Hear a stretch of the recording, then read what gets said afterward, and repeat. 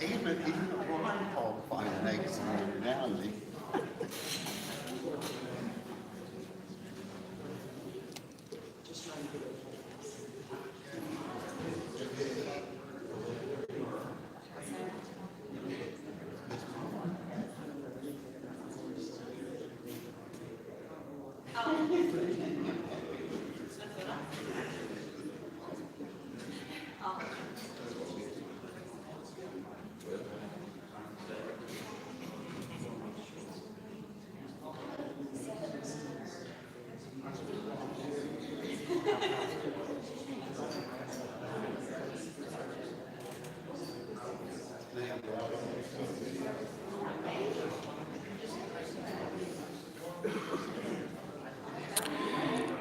And once again, good morning, good afternoon, good evening, depending on where you are in the world. This is Sean McCracken with Mysterious WV, speaking to you this morning from the Bowman Auditorium on the southern campus of Ohio University in Ironton, Ohio, where this morning representatives from the Lawrence County Coroner's Office, the Ohio Bureau of Criminal Investigation, and the DNA Doe Project will be making public for the first time the identity of the Jane Doe, formerly known as the Belle in the Well, also known as the Chesapeake Jane Doe. We expect the proceedings to be getting underway here in about 10 or 12 minutes. I am starting the broadcast a few minutes early here, just to be certain that everything is all set up and all of the kinks are ironed out. But if everything is good, we're going to be going continuously from here. Now, what I am going to do is, while we are leading up to the proceedings, I'll fill in some background for you, for those of you who might be unfamiliar with the case. Once the proceedings are underway, I will recede into the background, and I hope you will be able to hear everything loud and clear. I will be back momentarily. Thank you.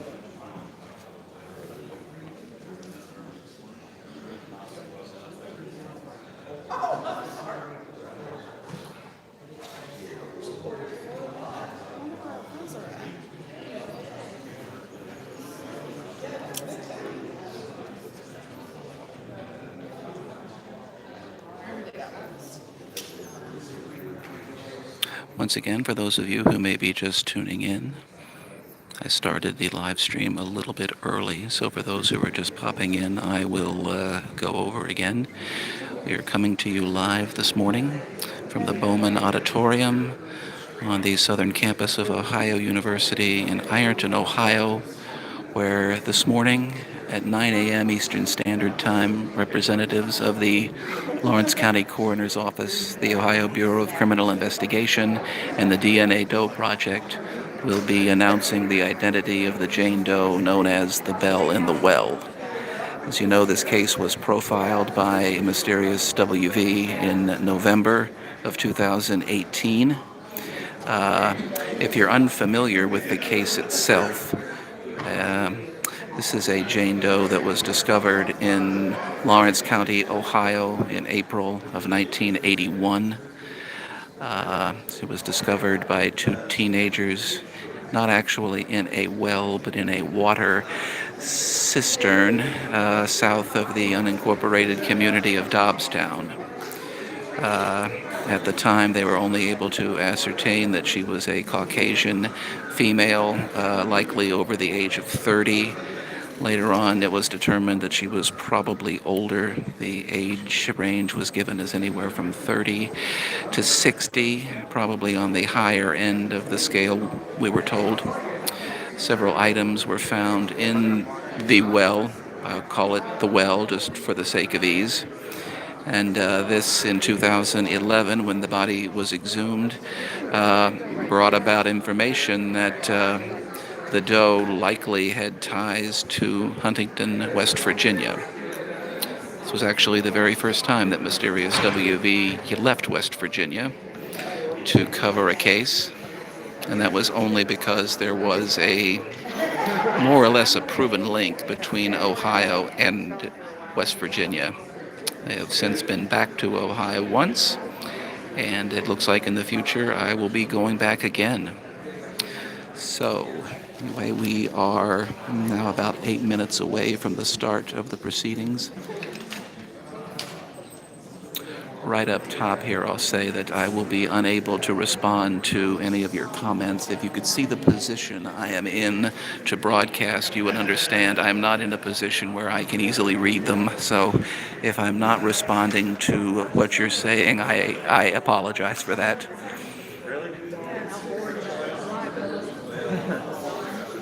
I will, however, step back now for a second, and if anybody is having trouble seeing or hearing, please let me know now.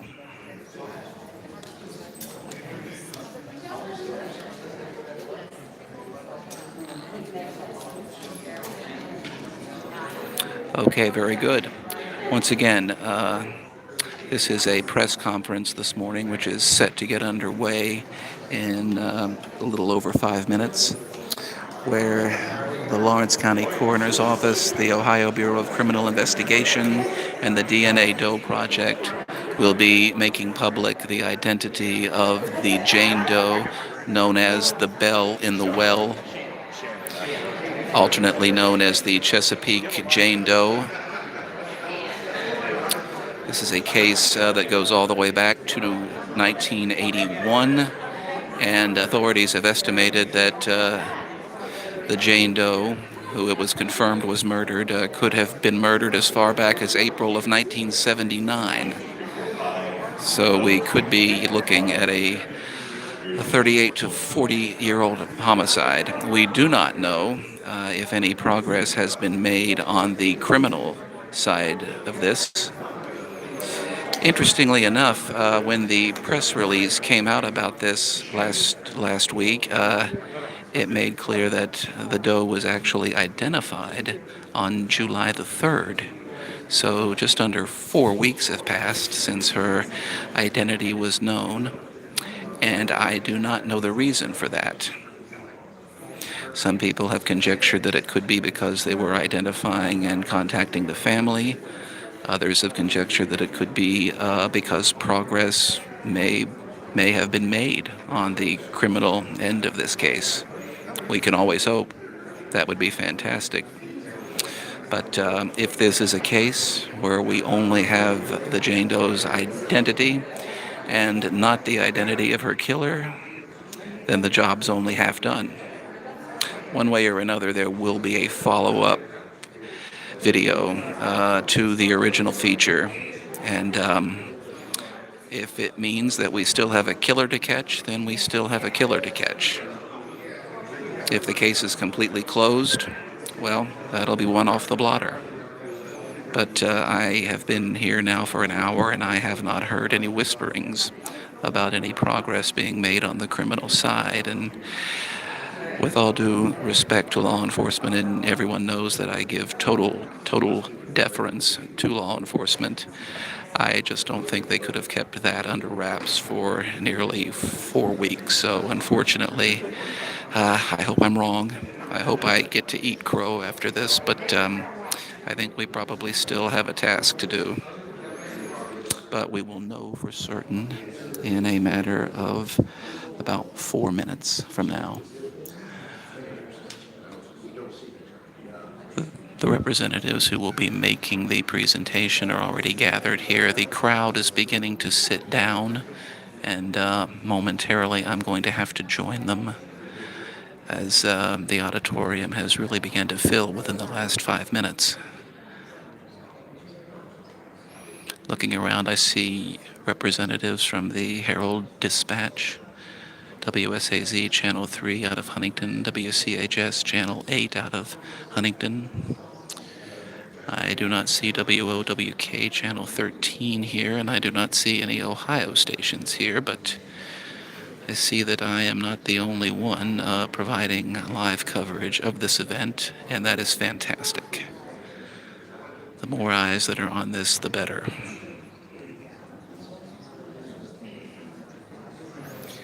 My goodness, I see there are 68 of you tuned in. Thank you all so very much for joining me here this morning for this, my very first live event.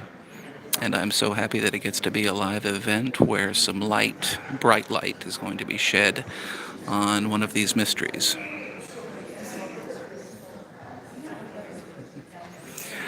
Thank you all so much. Thank you. Again, I am at a position where I am so close to my phone to be able to talk that I cannot see the comments on the screen. I can see that they're popping up, but with my glasses and my vision, I just cannot to read them. So I apologize that I'm unable to respond directly. Hopefully, when the speakers take the podium, what they have to say will speak much louder than I ever could.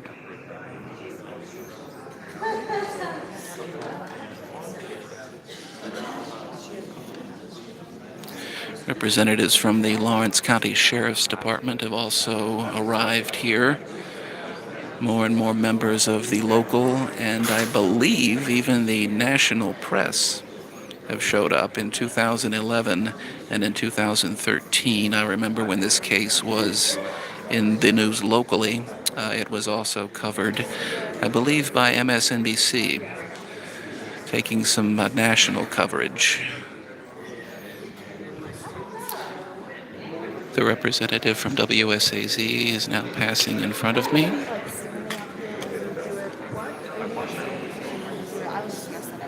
Mm-hmm.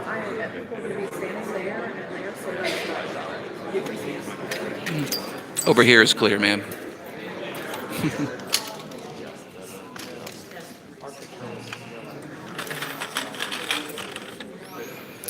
Again, representatives of the accredited press continue to file in. The Lawrence County Sheriff is now going around handing out identification flyers. I don't know if he will come my way or not. I hope so. Whatever information I glean from this outside of the conference itself, I will of course make available to you.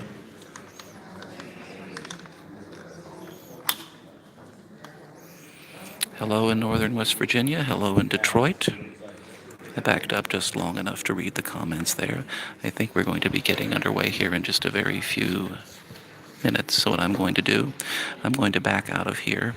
I'm going to man the video camera.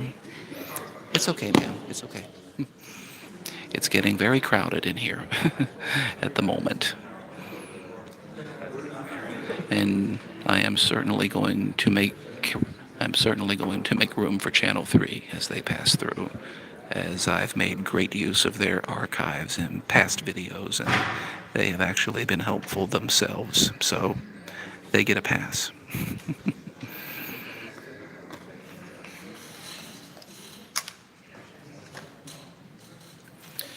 As I was saying, I'm going to back off of this camera now and man the video camera.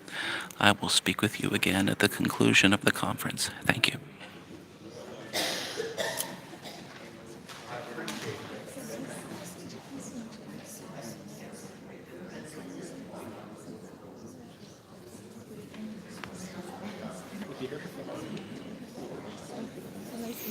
Hello in Australia. Hello in Toronto. I always love to greet my international viewers. Glad to have you here. I'm glad to have all of you here. Thank you all who are here now for tuning in.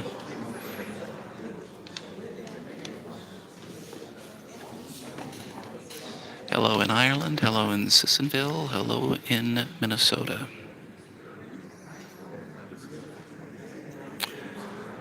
Und guten Tag in Deutschland.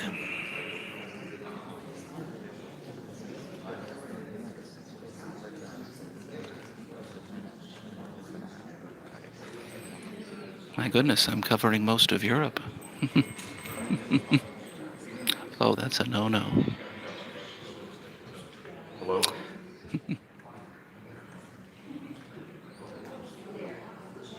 Okay, everybody is beginning to settle in, and I believe the representatives are going to be approaching the table momentarily as soon as the information is distributed.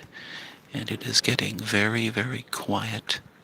So once again, I am going to back off and man the video camera, which will be providing even higher quality coverage for later on and for use in the follow-up video. So if I'm unable to speak to you again until the end of the video, thank you all again for tuning in, and I hope this is just as informative for you as it's going to be for me.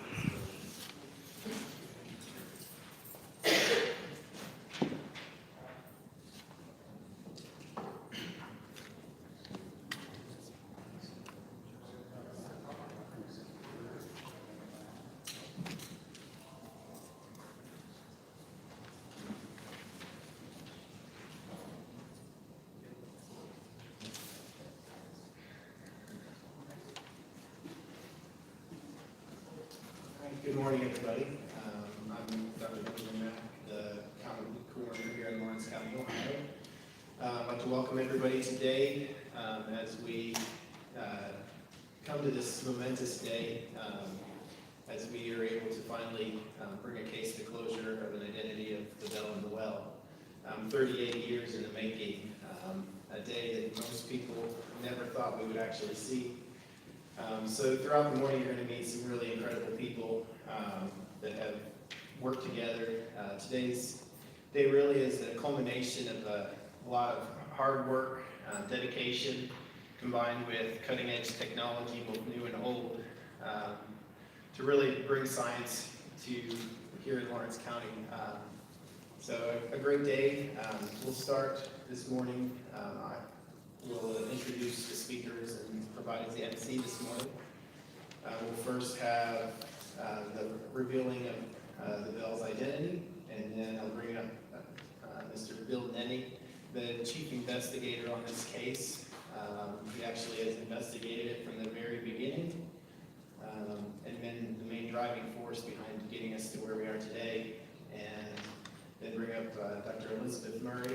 She's a forensic anthropologist based out of Cincinnati, Ohio, and then bring up our team from the DNA Doe Project. And they will be covering how we got to today and the methods they used. So without further ado, we will acknowledge that here's just a little agenda of where we'll be going today. But the Belle and the Well has been identified as Miss Louise Virginia Peterson Flesher, Peterson being her maiden name and Flesher being her married name. So I'll bring up Mr. Bill Nenny next to go over the first timeline of the case initially, and then he'll turn things over to the rest of the team.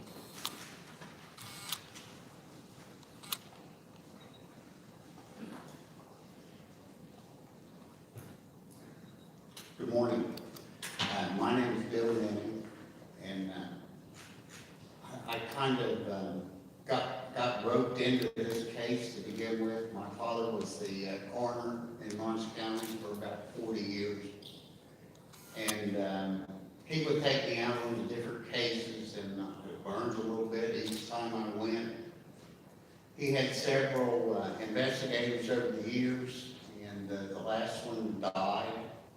And for the next year or so, it was, I kind of went with him to go along with these cases and learn a little bit about them. When the Belle and the Well arrived, or that case came to fruition, came where we could see it, I wasn't there, and no one from the coroner's office was there. And at that point, my dad decided that you will be the investigator. Couldn't find anybody else to do the job, so I guess I turned into the investigator. I did not make a physical examination of the scene, but that was my case. That was my very first case that I was assigned. And I'm glad that we finally get to the point where 38 years later it's been solved. My job right now is to go ahead and establish a timeline just to tell you what's happened and when these things happen. And 1981 was when she was found in a well or a cistern that was in near Dobbstown, Lawrence County. McKinney Creek, it's a very remote area that some girls were playing, and they came upon an old cistern, lifted the top off of it and found something that they could not identify, but they went back to their dad, and the father decides that maybe we need to get the sheriff's office involved, and that's the beginning of the story. Right Ridge is actually what that's called. It was a party place where the motorcycle gang at that point would go and drink beer and have parties and such like that. And we always believed that there was a connection to the motorcycle gang. But I think we've kind of dispelled that at this point. She was taken to Franklin County, and an autopsy was performed there. A cause of man unknown death were established, and she was sent back to Lawrence County. I'm going to let Dr. Murray expand on that a little bit more. When she does her part, she can tell you exactly what happened with the autopsy and how it was done and what they found. This is a copy of the original death certificate. You can see up here at the top that there's a bunch of unknowns. We don't know this, we don't know that. We do know that the cause of death was a manual strangulation. And down here you can see where Harry Minnie, the coroner at that time, signed the death certificate.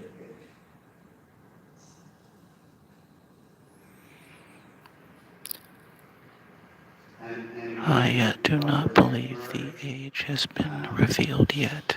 Gets in touch with me somewhere around this time frame. She is a representative for NAMUS at this point, and we together enter her information onto NAMUS, which is a kind of clearinghouse for unknown and missing persons.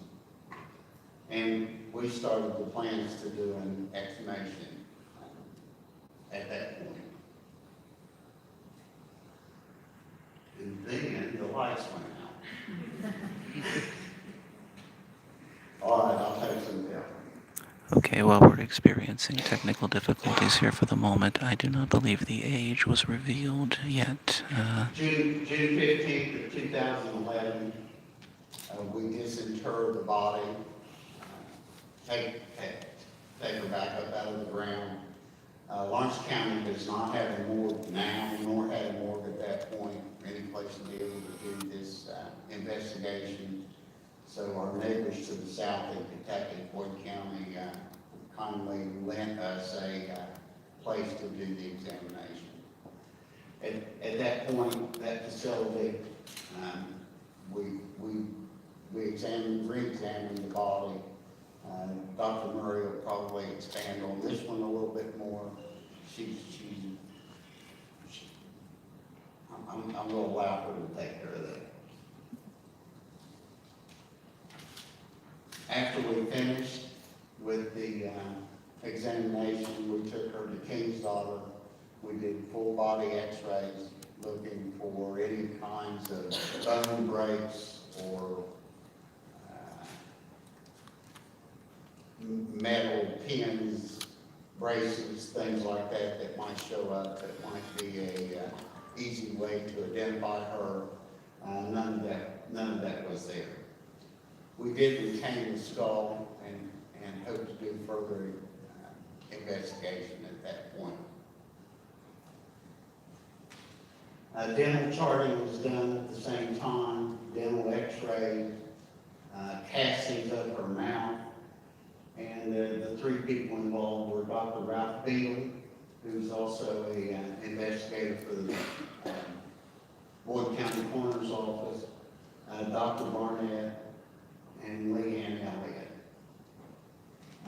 The biggest thing we found was an overbite that seemed to be confirmed by all the dental people that she had an extreme overbite that you'd be able to identify, and that would be one way to be able to identify her. In 2014, myself and Dr. Murray began talking about the possibilities of identifying her with genealogy and DNA. That was kind of cutting edge stuff at the time, still cutting edge stuff right now. That we saw that there was a possibility that this could be done, but we weren't exactly sure about how to go about it. So Dr. Murray talked again with Namus and NIJ about the possibility of these same DNA and genealogy, marrying the two of them together to be able to identify her. In February of 2017, Dr. Murray's at a conference and meets with genealogist Colleen Fitzpatrick. Dr. Fitzpatrick is a speaker at the conference, and she's actually talking about the possibility of identifying people by genealogy and DNA. I remember the day very, very clearly. Dr. Murray left in the middle of the conference. She comes and calls me, and she said, "I think we found a person that can help us, a person that could put this together." She was right. She's also pretty good at PowerPoints. I apologize for the audio. This is about as good as it's going to get on this particular feed. In February of 2019, the Doe project that you'll hear more about calls me or sends me an email and says, "We think we've identified your Belle in the well." Not only did they come up with the name of the person, but they also came up with family members that were possibly DNA donors to do some confirmatory DNA tests. There is a microphone on the podium, but it can only record, not broadcast. It will be incorporated later into the uploaded professional quote-unquote video.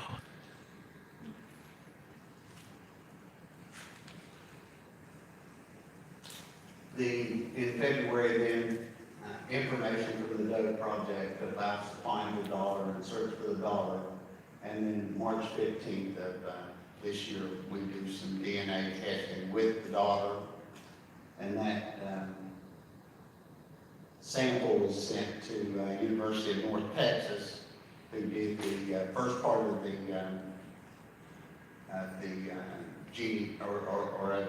testing on the Belle and the well. And that testing, the confirmatory testing, starts in March of this year. July 3rd, we received a call or an email from the University of North Texas to Namus Labs confirming the link between the daughter and Louise. And at that point, we're able to make a determination that this is indeed her daughter and that Louise Fletcher is indeed the Belle and the well. So that was confirmed in July 3rd this year. I'm going to turn it over to Dr. Elizabeth Murray, who's a forensic anthropologist, did the early examination, the first examination after we did the disinterment, and has also been extremely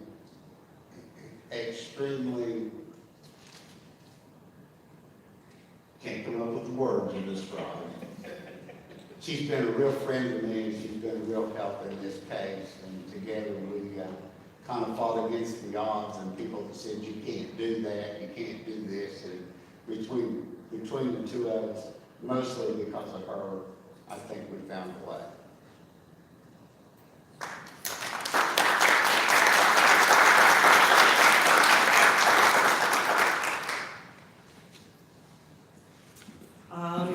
I'm going to talk a little bit about the autopsy. Bill has given us a nice overview, and so I'm going to fill in some of the details. I happen to know Dr. Paul Jolly. I first started with Hamilton County Coroner's Office as an intern in the mid-'80s, and he was still there, but I wasn't directly involved in this case at the time. And the autopsy report noted that she was a Caucasian female. She was an adult. And there was a lot of soft tissue present, but it wasn't suitable for any type of fingerprinting, so we had no fingerprints for her.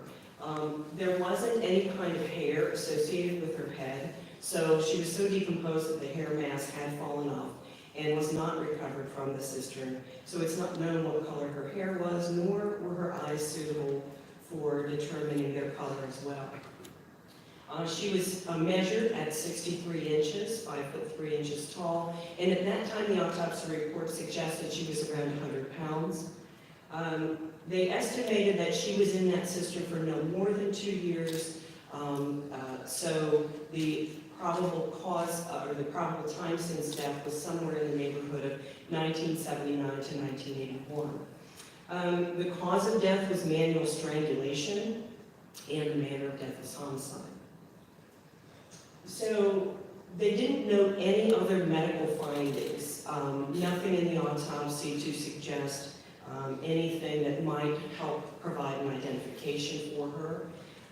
They did not perform a dental chart at that time, but Dr. Jolly's father happened to be a dentist, and as the chief deputy coroner, Dr. Jolly was very interested in dentition, so he meticulously assigned a lot of information in the autopsy report about her teeth. And she did have clothing on. She was fully dressed other than shoes. She had on a thin sweater covered by a blouse that was covered by a red cable knit sweater, a very heavyweight sweater. She had on gray slacks, and she had on 2 pairs of socks, a thin pair of socks with an overcovering of a red pair of thick socks. And around her wrist, underneath the clothing, were rubber bands, 2 on one forearm and 1 on the other. So we don't know if anybody who might know her might know, that maybe this was a habit of hers or something like that. Something that Bill and Nenny can address further was there was a locker key from a bus station in Huntington, West Virginia, that was in her pants pocket. Now that was not turned over at autopsy. It had already been taken from her when she was autopsied at Hamilton County in Cincinnati. So then Bill talked about this being his first investigation. She was the first case I ever entered personally into the NAMUS system. In March of 2009, I was hired as a forensic consultant on the Forensic Sciences Services team for NAMUS. And what I was doing was going around to local coroner's offices in Ohio and asking them if they had any unidentifieds that we could enter into the brand new system. NAMUS was just founded in 2009. It stands for the National Missing and Unidentified Person System. And I went to Hamilton County and I pulled their records, and not only did they have records from in-county cases that were unidentified, they had numerous records from cases outside of Hamilton County, including this from Lawrence County, and she was physically the first case I personally entered into the system. And then I contacted Bill, and he made the plans for the exhumation, because DNA testing, did not come about until the mid-'80s, and I can say from my 30-plus years in forensic science, that it wasn't commonplace in most offices until the early 90s to mid-90s. So I performed an anthropology exam, came over here to the facility that Bill mentioned in Kentucky, and in June of 2011, we did an exam on her. I noted that there was some arthritic changes in her spine. The autopsy report did not give an age other than adult. But it wasn't enough arthritis to suggest an older age, so I put an age range in there of about 30 to 60 years of age, and between Bill and I, we not only thought, but it appeared she had weighed more than 100 pounds that was noted in the original autopsy. So then we took a bone sample, submitted it to the NamUs testing lab, which is at the University of North Texas. And then Bill did her dental charts and up x-rays with the local dentist around here. I was able to upload those to the NamUs system. And between Bill and I, 243 exclusions were made between 2009 and the present. So we knew a lot of people that were not this Belle Noel, but we still couldn't figure out who she was. Bill had forensic art done. The skull had been retained, as you heard. This was one done by someone at the Franklin County Coroner's Office, Jack Sudemak, in 2012. This one looks a little more rough, but it was computerized. It was based on autopsy photos that I provided artist Amy Stump. And she works with Project Eden, which is an acronym for Everybody Deserves a Name. And so her actual autopsy photo is the basis for this computerized reconstruction. And I believe this looked, as similar as we could get at that time. And then in 2018, Ohio Bureau of Criminal Investigation artist did another clay reconstruction of her. But we will never know that she looked like any of these people because the most recent photo so far we've been able to find is her high school yearbook photo from 1934. Okay, so as Bill mentioned, I was at the American Academy of Forensic Sciences meeting and met Colleen Fitzpatrick. She was giving an evening presentation, and before she was even off the podium, I had written her an email on my phone and suggested that we meet the next day. And one of the lines I remember us talking about is she said, I have the methodology, but I don't have the cases. Well, at that time, I was case manager for about 30 unidentified cases in Ohio, and I said, I have the cases, and we have been looking for you and your methodology. Since at that point, Ohio has become her proving ground because she has resolved, I believe, 6 or 7 cases in Ohio at this time. Five, sorry, I'm being corrected there. Belle was the first case that we selected because of Bill's interest in genealogy and how we had been looking for someone that could do this. But Belle was not the first case solved by the DNA Doe Project. The first one you may have heard of was in April of 2018, the infamous buckskin girl, as Marcia King after 37 years. So now I'll turn this over to the DNA Doe Project, and they'll be able to discuss the actual methodology they use to help us resolve this.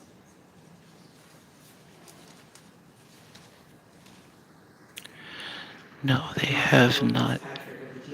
They have not yet named her high school, but they said her high school photo was 1934, which would put a date of birth approximately 1916. I'd like to say that, many of the cases you see in the news recently using forensic genealogy, not all of them, but many of them are on the easy side. And I want to say this is a wonderful example of a very difficult case. And it highlights the use of a volunteer team, because we, as volunteers, we had all the time in the world to devote to this project, and that's exactly what we did. It was a very challenging case for a couple of reasons. First of all, when the body was found, it had been in the well for at least a year, maybe 2 years. So as a result, the DNA was degraded, it was very low quantity, and it was contaminated with bacteria. This was in the very early days of the DNA Doe Project, where, we had to face this new world of contaminated and compromised DNA. And we did the best we could, and obviously we did quite well. Some of the cases you hear about, especially suspect cases, use fresh DNA, lots of fresh DNA, but this was different. There was another challenge too, and that was the genealogy. It became clear to us in the early stages that Belle came from a very complicated community where families married more than once over the generations. So the genealogy was complex. And I can explain it like this. If I'm doing genealogy and I come up with a full sibling, there's only one way I can be related to that sibling. We have the same parents. If I come up with a first cousin, there's two ways that we can be related, either through my mom or my dad. If we're second cousins, there's 4 ways. If we're third cousins, there's 8 ways. So that's a very simple case, but if you live somewhere where the families are more intermarried than that, there's more than 8. If I happen to be related to a cousin maybe 2 or 3 different ways, there could be, who knows, 50 ways we could be related. So you can see that it's very complex when you get to a society or community that, has this long history of marrying into each other for a while. There are many places in the world, in the United States, where this is true. And to complicate things, we have a tool we use called Are Your Parents Related?, which indicates how closely someone's parents might be related, exactly what it sounds like. In this case, when we applied this tool, it turned out Belle's parents were not related to each other, which was kind of surprising. So that meant one of the parents was from somewhere else, maybe a foreign country, we didn't know. But as a result, that parent was not represented in the data we had, and we only saw relationships and DNA cousins, so to speak, for one side of the family. The other side was not represented. So as a result, where is the other parent? We were working on a one-sided research project there. And finally,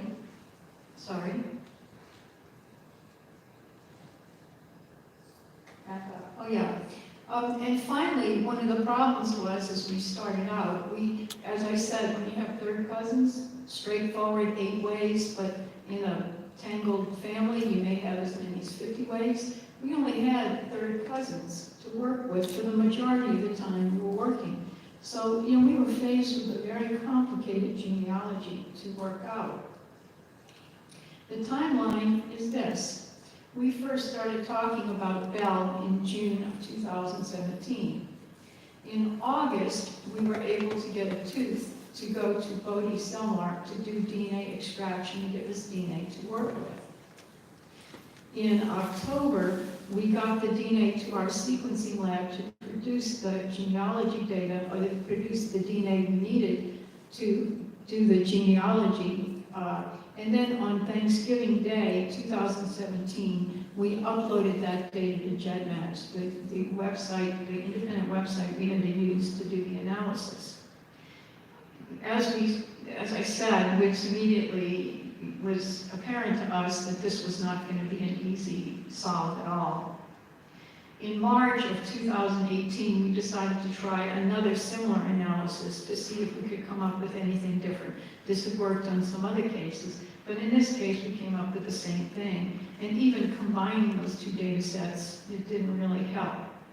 So that's where we were until about February of this year. And I'm going to turn the podium over to Anthony Redgrave, our team captain on this project, and he will explain in a little bit more detail the genealogy and how we were able to finally untangle it and identify Belle as Louise Fletcher Peterson.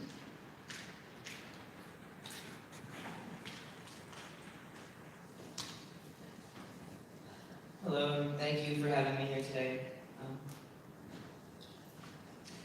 So as Dr. Fitzpatrick mentioned, we realized that many of Louise's genetic cousins share more than one set of common ancestors. This is something that's called endogamy. Endogamy is the custom of marrying only within the limits of a local community, clan, or tribe. This can happen in religious communities, geographically isolated groups, and indigenous peoples. It's more common than you might expect.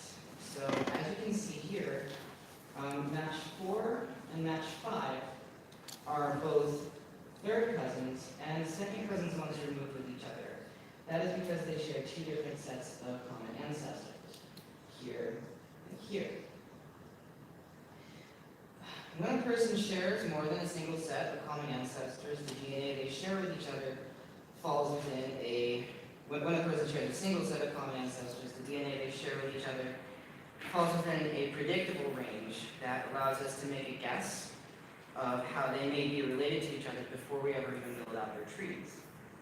when two people share more than one set of common ancestors, the amount of DNA they share is less predictable.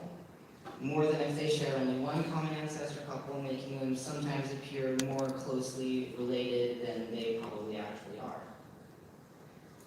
This paired with the degraded state of Louise's DNA made it so that the first year of our research wasn't very clear.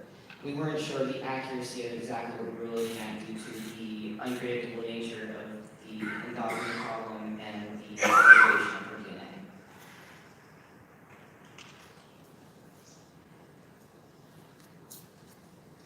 In March of 2018 was the first time we spotted Louise Peterson in our trees and found that she would fit right where we would expect to find a person who matched the Belle in the Wells autosomal profile. We moved on from her fairly quickly because she was much older than the predicted age range we were given to work with, and we had nothing to support her as a candidate on the paternal side, which was unrepresented. We continued to look for other places in our trees where someone might have been a better fit.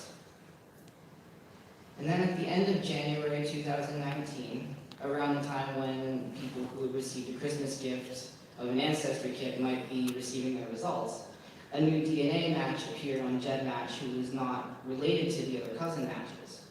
We knew this person must be from the unrepresented parent side. However, we didn't have any matches that we could use to triangulate a common ancestor with to know where to look. So we had to estimate how many generations back their common ancestor might be, and then work all of the descendancies from each of those ancestors at that level until we found something familiar. This DNA match had a third great-grandfather, Gustav Peterson, who moved with his family from Germany to Canada. Gustav's son, Charles, the DNA match's second great-granduncle, moved from Canada to the US and married Ora Mines, the mother of Louise Peterson. We knew at this moment that when we saw this marriage record come up, that this was the connection we were waiting for. We examined the possibility that Louise may have been the mother of the Belle in the Well because her age range was outside of what was predicted, but upon reviewing the DNA matches for any signs of a genetic connection to Louise's husband, we determined that Louise herself was the Belle in the Well and not one of her children.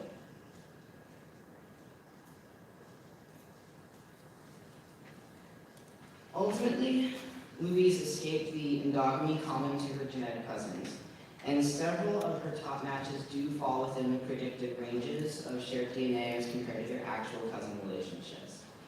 Match one, the only cousin that we have on the paternal side, has no double cousin relationships and is a first cousin 3 times removed to Louise. Matches 2 and 3 are both third cousins once removed. Match 2 is unique and integral to our genealogical analysis because, in addition to the amount of shared autosomal DNA, this match also shares a significant segment on their X chromosome. X DNA can only be inherited through very specific chains from an ancestor. Either it comes from a direct maternal ancestor or through an alternating mother-father chain. In other words, a father can't pass an X chromosome to a son. So that helps us narrow down the focus of what lines of descendancy to look at, because there's only certain ways it can be inherited, so if there's a father-to-father chain, we know that's not the place to look. Since Louise and Match 2 both descend from their ancestors, Edward Grass and Martha Parsons, in a way that would allow them both to share a portion of their X chromosome with each other, that gave us extra assurance that we made a positive identification.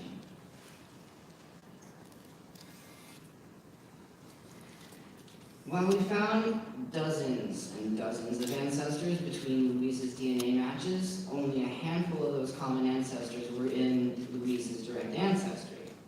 The majority of those common ancestors lived their lives very near to where Louise's remains were discovered. Their birth and death locations are depicted as green tree icons on this map.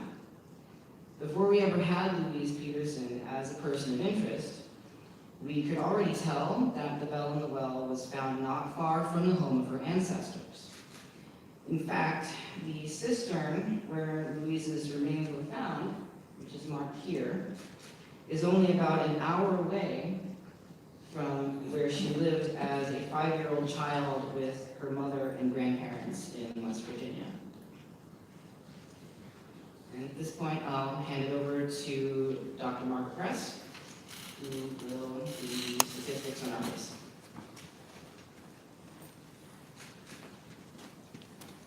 Thank you, Anthony.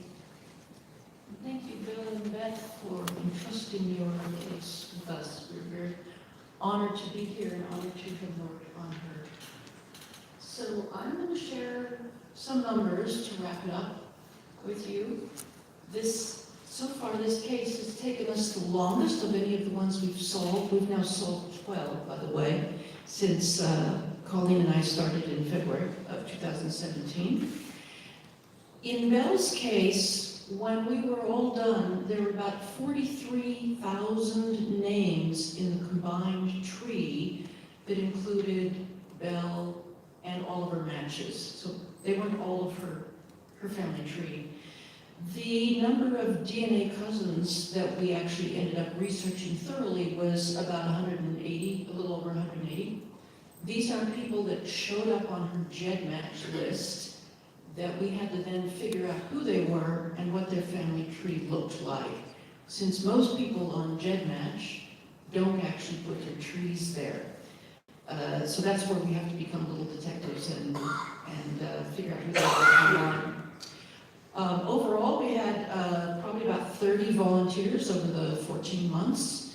Half of our group spent time at one point or another on this case. And they put in, it's very hard to estimate, probably over 10,000 hours. So now I'm catching up here. And overall, by the time we were done with the second round of sequencing, we had put in about $3,400 in just the lab fees and the extraction from the tooth. This is not like a $79 ancestry test that you can take. So from the beginning of when we first got that tooth sent off to, when we first uploaded the case to GEDmatch in November, it took us a little over 14 months to solve the case. So it was a couple of other numbers I want to mention. This was, as we were saying earlier, our 5th solved case in Ohio alone. This is more than any other state in the country. As I said, we've solved 12 to date, but Ohio seems to be our lucky state. So a couple of other numbers I want to mention. In May, GEDmatch, which is the database that we depend on for all of our work, we also now use family tree DNA to a certain extent. In May, they changed their terms of service and decided to have the 1 million users in the database automatically opted out from law enforcement research unless they specifically log back in to their accounts and change their account to opt in. To date, about 100,000 people have done that. That's about 1/10 of the database. But that meant that on May 18th, Belle in the Well, who the previous day had 35,000 matches, went to 0 matches. Luckily, we had solved her by this time. If we had not, we would not be able to today, because all of our top matches have not yet opted in.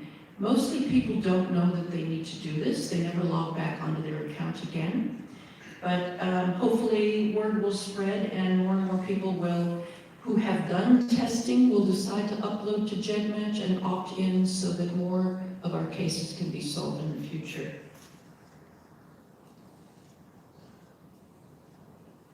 Sorry. I need to go back to this all-important screen here. We have so many people we want to thank, in addition to being entrusted with the case and the support and help of both Bill Nenny and Beth Murray. Our labs we're very grateful to, of course. Bodie Selmark did the extraction from the tooth initially. Then Dr. Wang Tang from AMD Research did the whole genome sequencing for us, creating the data file that we needed. Justin Lowe of Full Genomes Corporation contracted with Dr. Gregory Magoon of Airdyne Research. He created the GEDmatch compatible file for us, which is a very critical step without which we can't begin to work. GEDmatch itself, founded by John Molson and Curtis Rogers, without which we would not be solving any DOs at all. And of course, all of our dedicated volunteers who put in so many hours. Also, Belle's matches, some of them were very cooperative. The distant matches that we contacted, because we were stumped trying to figure out their trees, really wanted to help us. It was heartwarming to see how many took her on as their own relative, so to speak. And then, of course, our generous donors. We have so many people who are chipping in and making cases like this workable, who help support us financially.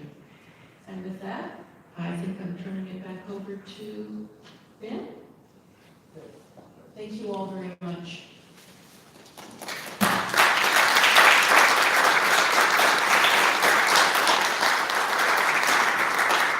So I'm actually going to turn things over back to Mr. Nettie to go over a little bit about what we know about who Louise Peterson Flesher was and is, and he'll kind of give an update as to what we know about her through various sources.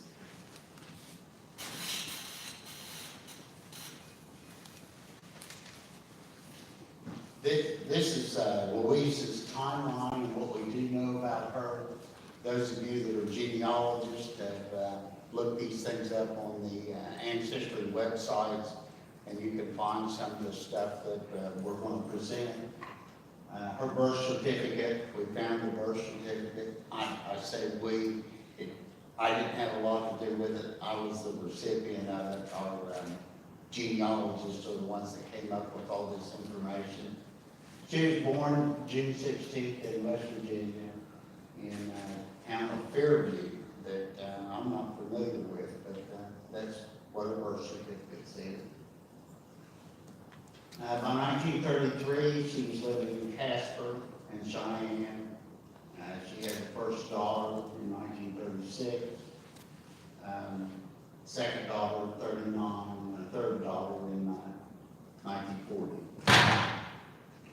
The third daughter is the source of the DNA that we use to conclusively identify her. By 1944, she returns back to Parkersburg, and she's living in Parkersburg. And for those of you that are ancestry buffs, city directories, census data, things like that, confirm the places where these people live. And she's there at least until 1956. 1959, she has a daughter die in West Virginia, again by a death certificate. 1979 and 1981, we know that, or we guess that she dies in that time frame. Interesting enough, to go along with this, I tried contacting the Social Security office. I have evidence. I have some other family members that told me that she lived in the Las Vegas area for some time, and that she leaves somewhere in this time frame, 1979 to 81, and goes back to West Virginia, or they think she goes back to West Virginia. At that time, she's receiving a Social Security check, and the nephew tells me that they received several Social Security checks, that they didn't know what else to do. They didn't know where to forward it. They didn't know what else to do with it. So they kept those checks. After some time, those checks quit arriving. So I think she's getting easier than it is. You go to the Social Security office, you tell them you need to see her records and find out when the checks went uncashed, and then we've established a time frame.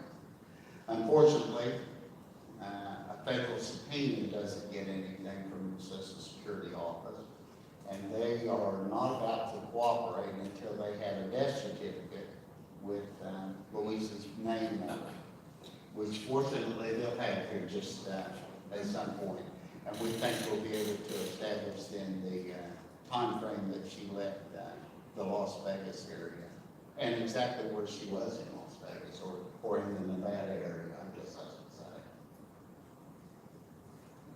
Potential ties to other locations. Her husband is Donald Benjamin Flesher, and he died in 1992 in Belle. Those of you that are writing all this stuff down, we have some press releases that we'll give you at the end of the presentation. Thank you. That have all the information that's up here, and I see somebody probably should have told you a long time ago that you were going to get one of those, right? Thank you. Sorry. I bet I can't do it. Thank you, thank you. There's additional family connections and siblings, half-siblings, and mother. We have other areas that we're able to identify that she had something to do with in Oregon, the Las Vegas, Nevada area, and some places in Colorado. So we think she's been to most of those places. We feel like somebody probably knows her. I think it's sad that all we can come up with is a 1935 graduation picture. If you do the math, she was 65 years old when she went into that well.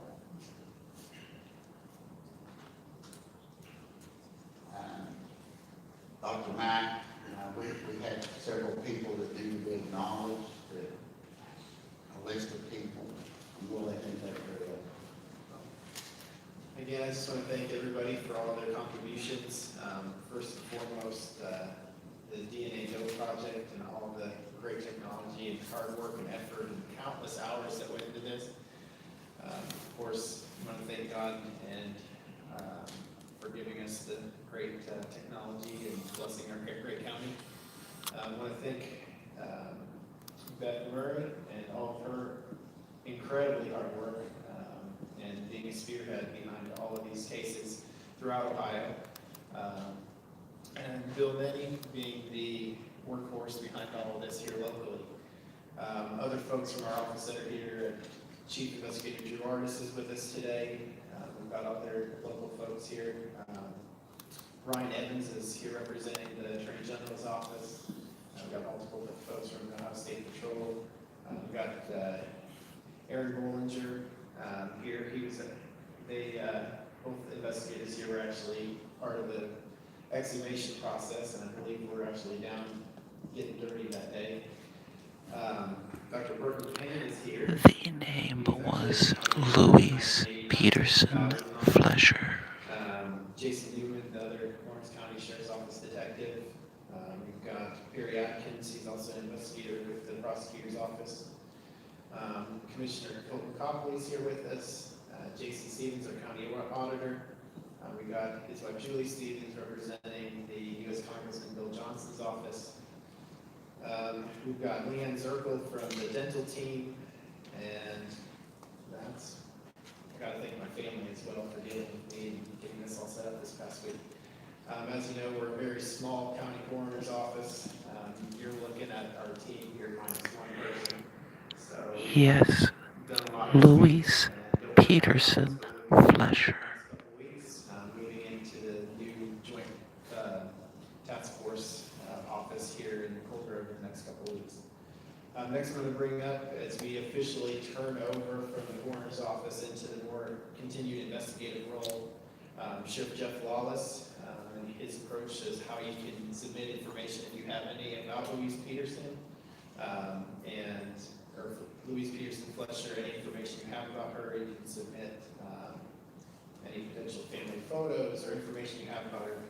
Sheriff Wallace will talk about how you can submit that in his investigative approach. And also Dave Markham, Chief Investigator for the Lawrence County Prosecutor's Office, will come up as well. And that's it from our office.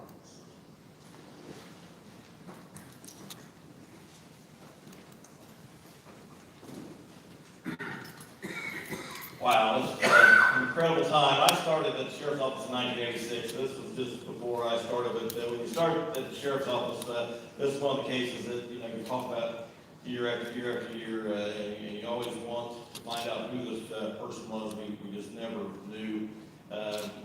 When we were approached years ago about exhuming the Belle and the Well, that was a big undertaking, and again, my detectives in the coroner's office put a lot of effort into obtaining the bodies so that we could get the DNA off of. So we were, really don't leave any case unsolved. So I applaud Bill Nenny. Bill Nenny really has not let this case go from day one, and had it not been for Bill Nenny, we wouldn't be standing here today. So I applaud you, Bill, for all your hard work and everybody's efforts into this. Today's technology, I don't know how anybody gets away with anything. Now, we haven't solved the murder, and we certainly would hope to. A murder case is, it doesn't have a statute of limitations, so it will go on and on until, we would find somebody to bring to justice. Now, the amount of time that's passed by, the lack of evidence and that type of thing may prevent us from ever knowing who actually killed this lady, but this case is certainly still open. Anybody that has any information about this lady, about the timeline, if you remember her being, coming back from Vegas, being in our area, who she hung around with, or any information at all, we would certainly like you to contact the sheriff's office at the phone number listed, and or you can email us at the help the sheriff at lockyosa.com. So we would appreciate any information from anybody. And again, there's so much time has passed, and this thing happened at such a long time ago that will we ever know who committed the murder? I don't know. I never thought we would know who this lady was, and that's kind of the reason. So that it's possible the case is again open until we do bring someone to justice. Thank you. My name is David Harper, the Chief Investigator for Prosecutor's Office. First I really learned about this case was probably in the early 2000s when Bill had actually come into my office, had several lists of people that he was trying to identify or rule out actually in the case. And there was a lot of effort put in on his part over the years of just the people that it could have been, but his process of elimination just for so long. We spoke about that, and that's when I really became interested in the case and first learned of the case. To think that we would ever be successful in identifying her was just really slim. Obviously, the case is so old that prosecution is just extremely unlikely. However, we would still encourage and or provide any assistance in a search for the truth. I'm sure like to know all the facts and anything that we can about Louise and how she actually came to be there. Well, and I appreciate the hard work and dedication of everybody that is involved in this. Thank you.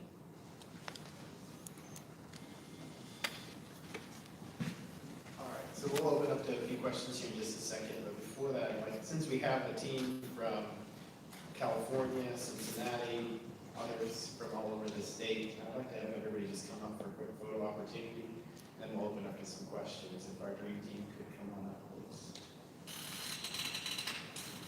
Bill, would you go?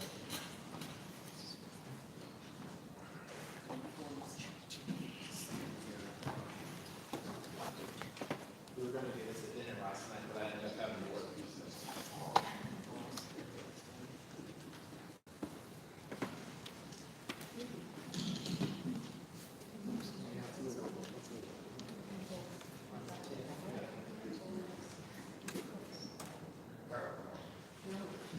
We can actually, can we just go there?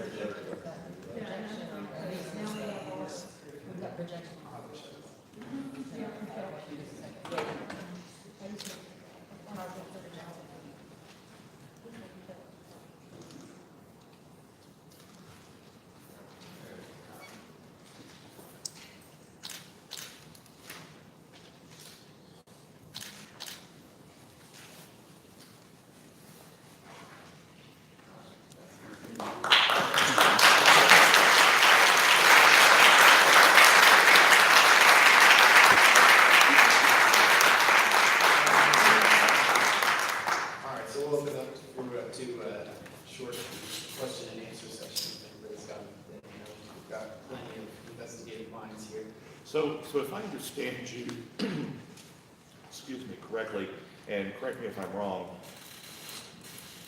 Belle's DNA sample came from just one of her teeth, and that's where you got the DNA sample to match with the others that gave samples to, is that correct? Yes. Yes, actually multiple samples were taken over the years. Some first entered into NamUs were taken from bone samples, but the sample used to actually identify her was taken from a tooth. What tooth was it, by the way? One of her molars. And then actually compared to a mouth swab of her daughter. Compared to a swab of what? Compared to a dental, her youngest daughter is actually the comparison swab we used for the confirmation. Could I ask Mr. Nenny, did I hear you say that you eliminated any connection between the Avengers and Ms. Peterson's death? I don't know that any connection, I wouldn't quite say it was that way. We thought maybe she was 30 years old at some point, and that maybe the rubber bands had to do with riding on a motorcycle because it was cool and it kept the air from going up in her sleeves. But the reality of it is she's 65 years old, and I guess you can draw whatever conclusions you think would, 65 years old probably didn't have a lot to do with motorcycles at that point. Any other questions, anybody? What about what happened when you contacted her daughter and you had the positive ID made? I assume she's not here. Was there any particular communication you received back from her? Elation, relief? All of this family is very estranged, and the living people have asked to remain anonymous. So we very purposely have not named any of the living relatives, and kindly ask that you don't contact them either. They don't want to be involved in this. So do they care that she's been identified? Do they care? Yeah. I suppose, yes, they care. Dave? Bill, do you think that there's any possibility of any limited DNA from the murderer? She was strangled, soft tissue all gone, or is there a possibility from around the neck where fingerprints could be identified from that, or is that sort of a hopeless rabbit hole? I think, given the condition, especially that we saw her when she was exhumed in 2011, and knowing that they couldn't even obtain her fingerprints in 1981, she was fairly far gone. For Dr. Jolly to say she'd been in that well for as much as 1.5 to 2 years, she had soft tissue, but it's what is known as atmosphere, grave wax as it's sometimes called. And to my knowledge, I don't think that would be a possibility at this point. How did you establish she was strangled then? That was in Dr. Jolly's autopsy report. So for whatever reason, he called it manual strangulation. So that was a determination made in 1981 when the remains were as fresh as they were ever in an examination. That's usually determined by a break in what's called the hyoid button. And when we did the examination, that button wasn't there. Is that correct? I don't believe it. I don't recall seeing that button, so that must have been lost to the original autopsy, but that would be my guess as to how that was done. Randy back. Unrelated to this specific case, and since these ladies have much better perspective than most of us have access to, in general, do you recommend uploading your data if you've been sequenced to GenMatch? Absolutely. Done. Yeah. That's our answer. Absolutely. Yeah. If you're taking tests from Ancestry, 23andMe, any of the direct-to-consumer companies, yes, upload to GenMatch and please opt in to use for law enforcement. It's very helpful. It's free. It's free. Right. I think mine's already in. Good, opt in, okay? Yeah. I mean, Don't just upload, opt in when you're done. of the million people that were already in the database when we worked on Belle, most of those people never log in again, so they don't know that they've now been opted out automatically by default. So unless you hear the news or happen to log in and you'll be asked, are you gonna opt out or opt in?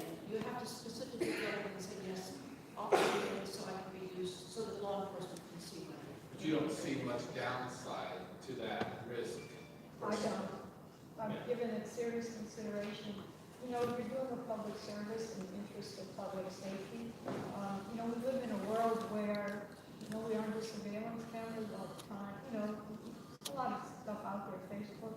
So I really don't see, you know, any downside. This is not just watching you for your personal reasons. It's trying to public safety, trying to identify those and get perpetrators off the street. I don't see any downside. The main upside is if something happens to a family member and they're all loaded up, you're gonna find out something soon, Right.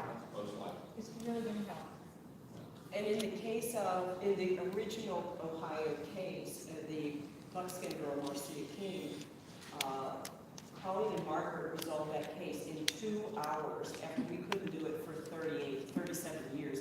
And a big part of that was because the family, her father had done all the genealogy and was uploading. So that is crucial in resolving. Not the father's side, she had a cousin, a daughter of a cousin, or the cousin of the father Yeah, had been she did. tested. But the father had done the tree on Ancestry, and that's where we found the family connection. We had a first cousin once removed, and if you tell me your first cousin once removed, I'm gonna know who you are. I'm gonna figure it out. So that was close, and it only took us, actually took us 4 hours, I'm sorry. It took us double the amount of time. She's playing 4 hours, not 2 hours, in the middle of the night. Oh, my. You can't let go sometimes, even at 3 o'clock in the morning. Dr. Payne?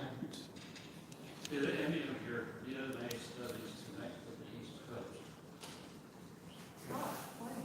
like New Jersey? DNA studies, DNA goes, you mean? I have a letter from a prosecutor, I think it was New Jersey in the middle 90s. And he had a person's second wife who disappeared in a singular manner. I don't know if you still have that letter or not. That letter still exists, yes. But we returned some information about Belle, and then we never heard from him again, so. that was- I do want to say we don't do missing persons because there's no DNA for a missing person. You know, we do those and they connect with the missing persons. But we get a lot of letters, and my mom or my relative disappeared, and we got to find it. We really can't go there, there's no DNA. plus you have identities are already known. What DNA Go Project does is identify people who have known identities at this time. So we refer them to NAMIS and to their local law enforcement to make sure that they've been swabbed for their own DNA of their immediate family, so that if they're a parent or child or sibling, there should be a CODIS, so that when a body is found, that match can be automatically generated without having to go through 14 months of 40,000 names in family tree. Yeah. Okay, in the DNA that you're talking about, you said that you weren't able to identify the other side of the branches. Yeah. Where was that other side from? He was from Germany, the father was from Germany through Canada. The family came to Canada, and then he married someone in Western So Canada. her father's DNA was from Germany. Yeah, we had some distant matches from Germany, very distant. So there was some kind of, you know, thought that that's where he was from. But the rest of the DNA Yeah, showed up and in we this didn't area. know if it was the mother's side or the father's side that we weren't catching. But that emphasizes the fact that the databases are heavily Caucasian European, because that's who does genealogy. Now, when you have somebody who's an immigrant, a recent immigrant, or the family is a recent immigrant, it makes it harder, you know, to work. Although we have been successful with those whose parents were from South America and the UK. And, yeah, South America, UK, and Canada. So, you know, don't rule it out, because it makes it harder. And in this case, it did take us a while, and that one match, that kind pretty well mapped out, but then that connected both parents, which led us to Belle. They, Can we go back quickly to the key that you found for the locker at the bus station? Was that locker for access? Was there information that came out of that? Or is that something that you'd rather not say in this press conference? Oh, boy. the original files, we've been unable to locate. I think that there was indeed a key to a bus locker that was in her pocket on her body at some point. There were two investigators for the sheriff's office at that time that worked on this case, and I interviewed them probably 10 years ago or so, and I took down the notes from each of those people as I interviewed them, and there are some items that they are diametrically opposed, that their recollection of exactly what happened are completely different. One of those investigators is dead today, so all we had to go on is exactly what I found.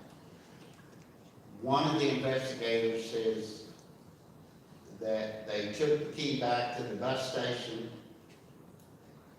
They opened the locker. They found a bunch of clothing. They found a bunch of family pictures. The person at the bus station remembered who put things in the locker, and that whoever this was had bus tickets from Arkansas or somewhere in the South.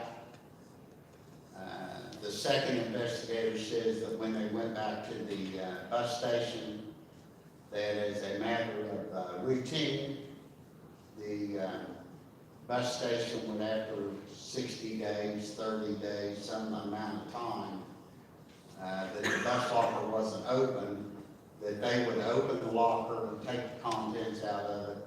If there were gold bars in there, they'd keep the gold bars, and if there were just junk in there or they didn't know what to do with it, they would throw it away. And that whatever was in there did not exist any longer, and it was gone. I find it very hard to believe that there were family photographs in there that we didn't publish and say, you know, does anybody know any of these people? So I guess there are two opposed views of exactly what was in that bus locker. Okay, go ahead. Mr. President, was it beneficial having an actual documented family tree to help track down her family? We had to build that ourselves, so that's what took 14 months. Okay. Was creating. We started with no family tree at all. As I said, most people on Genealogical don't bother to put a tree up. So we first had to figure out who they are, because they often have an alias. And once we figure out who they are, we look for them in obituaries or online in some social media. And then we can maybe find who their parents are or grandparents are from the obituary. Then we can go on Ancestry and we find trees there. You had contacted my group and was asking for some input. We were just curious as to whether that helped or not. Oh, which group was that? Daniel and you called. Yes, thank you. Oh, Paula, nice, thank you, yes. Yes, Paul. So did it help some? Yes, because that's right, when I think the people who we reached out to, your group came to mind, I didn't know whether to identify people individually or not, but yes, people were very helpful in sharing their trees and sharing ancestry information that they had. In this case, it was a Facebook group that we reached out to, and people individually contacted and said, okay, I can help you build out my part of the tree. And some of those people in your group had actually done DNA testing and were showing up as distant matches to Louise in our Genealogical. Needed to work out. DNA. She descended from Hugh Paul. Bill, couple questions. If I remember right, I think in the timeline you said that Belle was positively identified back in February. Is there a reason why we're just revealing it now, or? It depends on what you call positively identified. Belle was identified from the genealogy. The Doe project came to me and said, we're certain that this is who this is. That doesn't hold up in a court case. So we need to do definitive conventional DNA testing, and that took about 4 months to do a buccal swab of the daughter and send that for testing, and then compare her DNA to our unknown person's DNA, and then we have definitive physical proof that that's the correct person. My other question, I don't know if you can answer it or if Sheriff needs to kind of weigh in too, but during this time, was this case being investigated? Were there suspects that came about, suspects that have been ruled out? This case has been investigated since 1981, and anything we've been able to move forward with, any clues that we have, we've moved forward with that. The sheriff and I exchanged some names during this whole time frame. I asked him to help me find information on various people that were surfacing in the investigation. And so yes, it's still active, it still happens, and we hope that the news of this being out will develop more leads. Let me ask you this another way. As we're talking right here and now, are there suspects in this case that have been identified? Sure.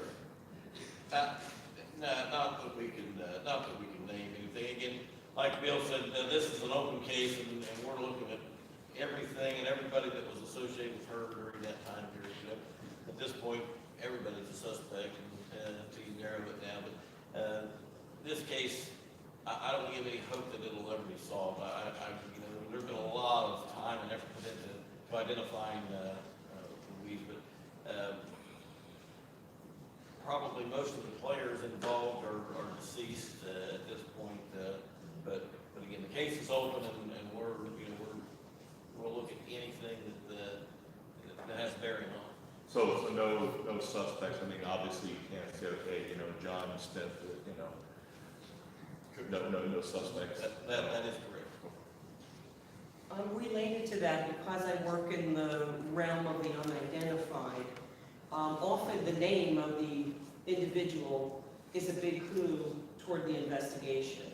So I guess I want to make a plug for NamUs in that if there are any other agencies out there hearing this that have unidentifieds, please contact me or contact Bill, contact the local coroner's office, sheriff's office, because getting them into the NamUs database provides an avenue then, and we have done exhumation, and now we've worked with the DNA Doe project. So I think it's really important, and as Margaret said, you know, if you know anybody who's missing, if you are aware of a case that's an unidentified, these are the steps that we have to take to advance those cases before it is too late, before we don't have any possible suspects. So I just want to put a plug in for that.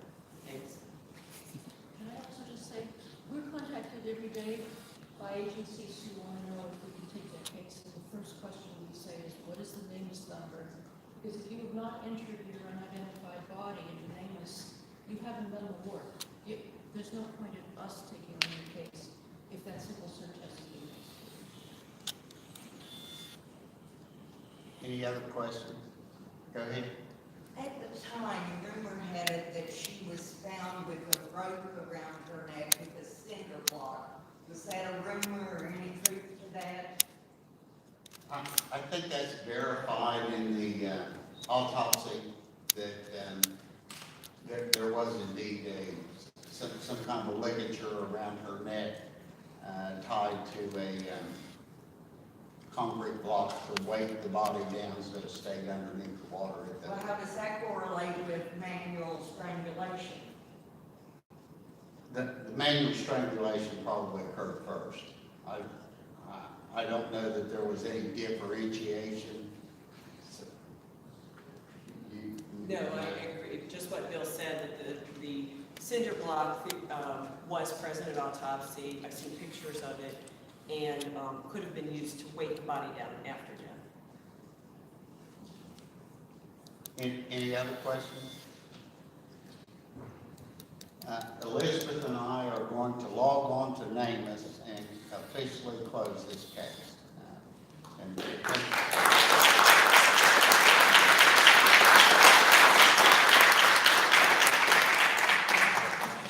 Ladies and gentlemen, thank you. All right, everyone, thanks for coming. Some of us will be available. All right, there you have it. We have an identity. We have one photograph. Excuse me, sir. Certainly. And we have a very crowded auditorium here, so you'll excuse me, I'm getting jostled just a little bit.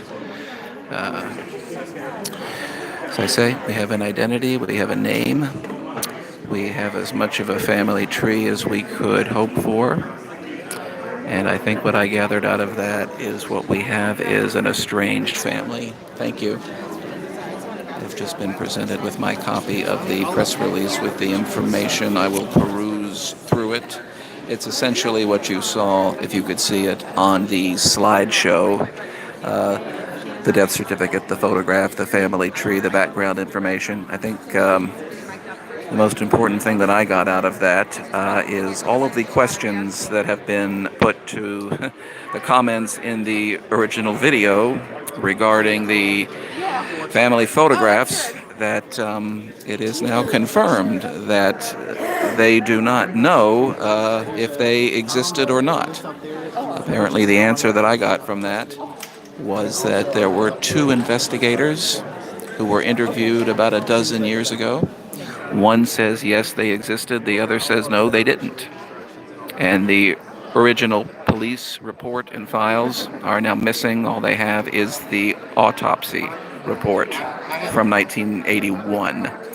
This, I have to say, is not uncommon. I have felt very, very fortunate when I have been able to find original police information prior to 1985, unless it is kept locally and not on the county or state level. That has come up more than once. So I'm sorry to say that's unfortunately not uncommon. Also, unfortunately, what I gathered from this is that there is not much initiative on the part of her family to seek any kind of resolution. But I could say I certainly still have initiative to find resolution. I don't like the fact that there is a killer out there who has gotten away with murder for 38 years, knowing that this is a 65-year-old woman who could be my mother easily enough. And no, that's not acceptable. I don't care what the family says. We have an unsolved murder. Our mission from here on out is clear. We need to help catch a killer.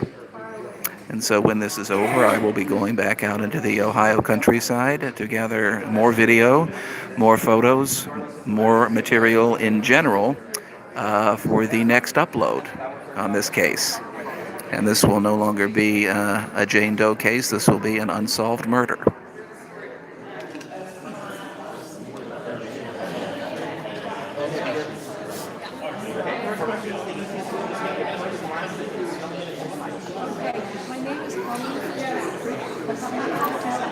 Many interviews are taking place now here inside the auditorium.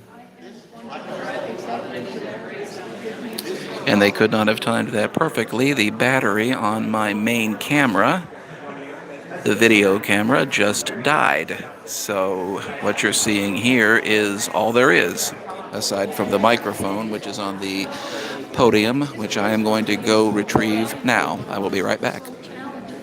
This stresses the limits of what we can do. DNA was degraded, there's low level, it was contaminated. So, look at a case like that. Can I cough? Yeah.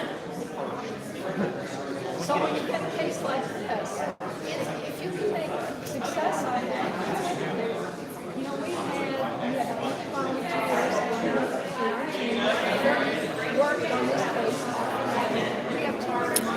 She is being interviewed by both WOWK Channel 13, WSAZ Channel 3, and I believe WCHS, which also covers WVAH Channels 8 and 11. So I would imagine that all of the local news stations out of Huntington and Charleston and probably Parkersburg, maybe even Columbus, are going to have this story on their respective sites. In Huntington, it will probably be covered by the newspaper, the Herald Dispatch. I regret the name of the Ironton newspaper escapes me at the moment, but it was included in the video feature, so I have a copy from 1981 somewhere. At this point, I'm not sure what else I can add. It's just after 10:20 a.m. Eastern Standard Time. And since I'm already in Ohio, very close to the area where this occurred, here in a few minutes, I'm going to go get in my car, drive about 10 miles north up to the Dobbstown area, and take more photos and video. And come down into Huntington and Ironton, get some photographs there because, again, we have another video coming. We have an unsolved murder. And I must say I was a little discouraged by the attitude taken by the Lawrence County Sheriff. That does not exactly fill me with hope for this case, but it was just over a year and a half ago that a murder from Bluefield, West Virginia, Bluefield or Princeton, from 1971 was solved. And if they can solve a murder as far back as 1971, I would think 1979 or 1981 ought to be easier. So that's where people like you and I come in. All right, I am going to close down the stream here in just a moment so that I can pack everything up and get out in the field and get back to actual work. Again, I want to apologize for not being able to respond to any of your comments on the screen. Again, if you could see the position that I am in to be able to talk with you and film at the same time, you would understand why I cannot see the screen to save my life. I'm trying to look over at it out of the corner of my eye. All that I can see is that I have a photo, I have a picture, and that's all that I can see unless I back away from the microphone. You are all very welcome. This is my pleasure. I wouldn't have missed this for the world. We've got half a case now solved and half a case left. So, okay, I'm going to wrap it up here, go around and do some talking and get back out in the field, as I say, and do some actual work. Thank you all for joining in. I hope this has been as informative for you as it has been for me. I have 2 other cases now on my plate that I am already working on, and I'm happy to say each of them have active and enthusiastic participation of law enforcement. One of them is in West Virginia only. One of them is in both West Virginia and Ohio. Right now, I don't know which one is going to come first. It will depend on what happens in the coming week.